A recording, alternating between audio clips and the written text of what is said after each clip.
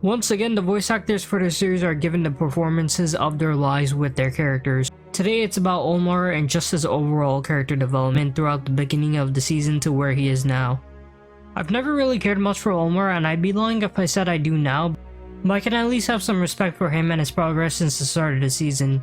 From when he was flaunting about wanting to be a warrior but absolutely had no guts to even leave a scratch on Thorfinn, to becoming mature enough to understand the battlefield is not a place for him, and throwing away his pride to fess up to his mistakes.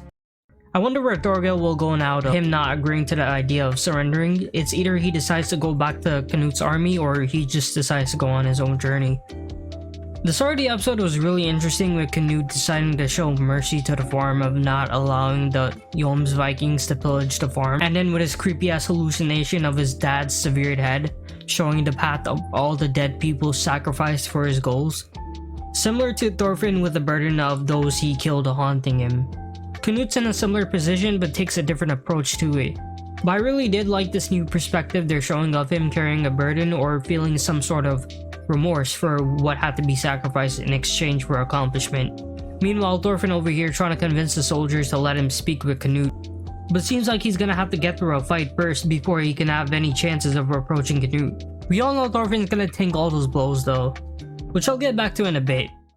It's fucking crazy because I was on the edge of my seat thinking it was finally time for Thorfinn and Canute's reunion, especially with Canute being shocked to hear Thorfinn's name. Surprisingly, it also caught Floki a little off guard. I wonder what's up with that because I know he knows Thor's, but I don't think he ever met Thorfinn. Anyways, Canute not wanting to see Thorfinn was fucking wild.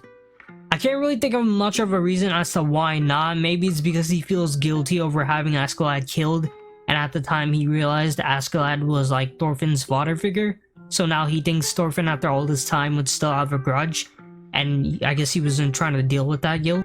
If that's the case, it definitely makes sense, but when they meet, could possibly be next episode. Canute's jaw will drop from how much of a different person Thorfinn has become. Going back to Thorfinn's situation, bro's a fucking mad lad. What else is there to say? Him betting himself for 100 blows, and if he makes it out of that in one piece, they have to let him talk to Canute.